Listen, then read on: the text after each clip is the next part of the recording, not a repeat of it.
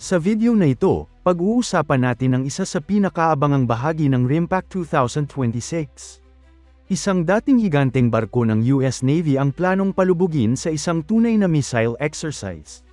Pero ang tanong ng maraming Pilipino, makikilahok kaya ang BRP Miguel Malvar? At posible bang ito ang unang pagkakataon na magpapakawala ang bagong guided missile frigate ng Pilipinas ng anti-ship missile sa isang international SINKEX? Alamin natin. Kung bago ka pa lang sa channel, huwag kalimutang mag-subscribe at pindutin ang notification bell para lagi kang updated sa mga pinakabagong balita tungkol sa Philippine Defense at Military Modernization. Sa RIMPAC o Rim of the Pacific exercise, isa sa pinaka-highlight na event ay ang tinatawag na SINKEX o Sinkeng Exercise. Dito, gumagamit ang mga kalahok na bansa ng totoong missiles, torpedoes, bombs, at iba pang armas upang palubugin ang isang decommissioned na barko. Hindi ito simpleng target practice. Isa itong realistic combat exercise kung saan sinusubukan kung gaano kaepektibo ang iba't ibang weapon systems laban sa isang malaking naval target. Ngayong taon, ang napiling target ay ang dating USS Mobile Bay, isang Ticonderoga-class guided missile cruiser na nagsilbi sa US Navy sa loob ng mahigit 3 dekada. Nakomisyon ang USS Mobile Bay noong 1987 at kabilang ito sa pinakakilalang Aegis cruisers ng Amerika. Ang barkong ito ay naging bahagi ng ilang mahahalagang military operations, kabilang ang Operation Desert Storm at Operation Iraqi Freedom kung saan naglunsad ito ng Tomahawk cruise missiles laban sa mga target sa lupa. Bukod sa combat missions, nagsagawa rin ito ng humanitarian assistance, maritime security operations, at counter-narcotics patrol sa iba't ibang bahagi ng mundo. Sa loob ng halos 36 na taong serbisyo, naging simbolo ito ng air defense at missile warfare capability ng US Navy. Ngunit gaya ng ibang matatandang barko, dumating din ang panahon ng pagreretiro nito. Sa halip na tuluyang scrap, napili itong gamitin bilang live target sa RIMPAC SINKEX. Para sa US Navy, mas mahalaga ang ganitong paraan ng pagtatapos ng serbisyo ng isang barko. Sa pamamagitan ng aktwal na pagpapalubog dito, nakakakuha sila ng napakahalagang impormasyon tungkol sa survivability ng barko, epekto ng iba't ibang missiles, structural damage, at performance ng modernong weapon systems. Hindi lang ito simpleng pagpapasabog.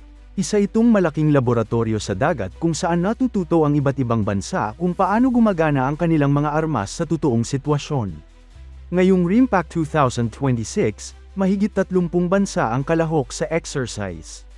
Kasama rito ang humigit kumulang 30,000 military personnel, mahigit 200 aircraft, maraming submarines, at 12 dosenang surface ships mula sa iba't ibang allied navies. Isa sa mga bansang kalahok ay ang Pilipinas. Ang Philippine Navy ay ipinadala ang pinakabagong guided missile frigate nito, ang BRP Miguel Malvar o FFG-6. Kasama rin ang Philippine Coast Guard vessel na BRP Gabriela Silang. Ang paglahok ng BRP Miguel Malvar sa RIMPAC ay malaking hakbang para sa Philippine Navy. Ito ang kauna-unahang deployment ng barkong ito sa isang napakalaking multinational naval exercise matapos itong mapasama sa fleet. Bago pa man makarating sa Hawaii, nagsagawa na ang barko ng Live Fire Air Defense Exercise laban sa Unmanned Aerial Vehicle o UAV target. Ipinakita nito na unti-unti nang ginagamit ng Philippine Navy ang iba't ibang combat systems ng bagong frigate sa aktwal na training environment. Dahil dito, marami ang nagtatanong, magpapakawala kaya ng surface-to-surface missile ang BRP Miguel Malvar laban sa USS Mobile Bay sa mismong SINKEX? Sa ngayon, ang pinakaimportanteng sagot ay wala pang opisyal na kumpirmasyon. Walang inilalabas na pahayag ang Philippine Navy o ang US Pacific Fleet na nagsasabing kabilang ang Pilipinas sa mga bansang magpapaputok ng anti-ship missile sa target vessel. Karaniwan ding hindi inilalabas ng maaga ang eksaktong listahan ng mga bansang magpapaputok ng missiles o torpedoes sa SINKEX. Bahagi ito ng operational security at exercise planning. Ibig sabihin, hindi natin masasabing oo, pero hindi rin natin masasabing hindi. Kung pag-uusapan naman ang posibilidad, masasabi nating mayroon itong katamtamang tsansa. Bakit? Una, missile-capable ang BRP Miguel Malvar. Isa itong modernong guided missile frigate na idinisenyo para magsagawa ng anti-surface warfare, anti-air warfare, at iba pang naval combat missions. Kung operational at integrated na ang anti-ship missile system nito, teknikal na may kakayahan itong lumahok sa isang SYNCEX. Pangalawa, ang layunin ng RIMPAC ay interoperability. Ibig sabihin, gusto ng mga allied navies na matutong magsagawa ng magkakasamang operasyon. Hindi lamang simpleng paglalayag ang ginagawa rito kundi pati coordinated missile attacks, naval maneuvering, communications, at iba't ibang combat scenarios.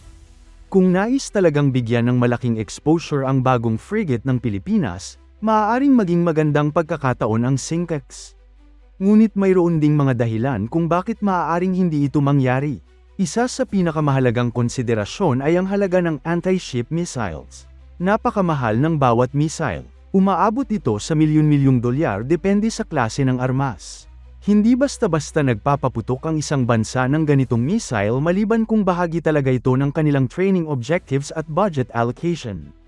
Bukod dito, maaaring mas nakatuon muna ang Philippine Navy sa paghasa ng crew sa paggamit ng combat management system, sensors, radar integration, communications, at coordinated fleet operations kaysa agad gumamit ng tunay na anti-ship missile. Isa ring posibilidad na limitado pa ang bilang ng available missiles na dala ng barko para sa deployment na ito. Kung tutuusin, malaking achievement na rin ang makasama ang BRP Miguel Malvar sa RIMPAC bilang isa sa mga pinakaabagong frigate sa exercise.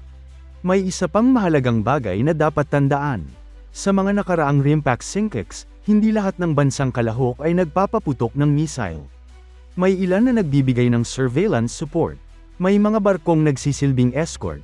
May mga aircraft na nagbibigay ng targeting information. May submarines na nagsasagawa ng torpedo attacks. Habang ang iba naman ay observers lamang upang pag-aralan ang epekto ng iba't ibang weapon systems. Ibig sabihin, kahit hindi magpaputok ng anti-ship missile ang BRP Miguel Malvar, napakahalaga pa rin ang magiging papel nito sa exercise. Makakakuha ang crew ng napakahalagang karanasan sa pakikipag-operate kasama ang ilan sa pinakamakapangyarihang navy sa buong mundo. Samantala, para naman sa USS Mobile Bay, magiging makasaysayan ang huling misyon nito. Mula sa pagiging isa sa pinakamakapangyarihang air defense cruisers ng Cold War era hanggang sa pagiging target ng modernong missiles ng iba't ibang allied nations, magsisilbi itong huling ambag sa pag-aaral ng future naval warfare.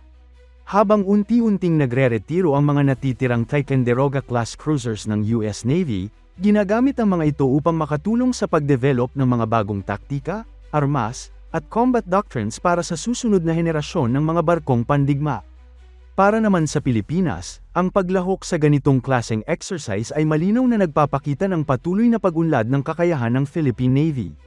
Mula sa dating limitadong coastal operations, ngayon ay regular nang nakikibahagi ang ating mga barko sa malalaking multinational exercises kasama ang mga pangunahing naval power sa Indo-Pacific. At kung sakaling magkaroon ng pagkakataon ang BRP Miguel Malvar na lumahok sa SYNCEX, isa itong napakalaking milestone sa kasaysayan ng modernisasyon ng Philippine Navy. Ngunit hanggang wala pang opisyal na anunsyo, mananatili muna itong isang posibilidad at hindi pa isang kumpirmadong pangyayari. Kaya sa ngayon, ang pinakamainam nating gawin ay hintayin ang mga opisyal na ulat mula sa Philippine Navy at US Pacific Fleet habang nagpapatuloy ang RIMPAC 2026. Dahil anumang maging papel ng BRP Miguel Malvar sa exercise na ito, malinaw na isa na itong mahalagang hakbang sa pagpapalakas ng kakayahan ng Pilipinas na makipag-operate kasama ang mga kaalyado sa isang mas komplikado at mas modernong maritime security environment.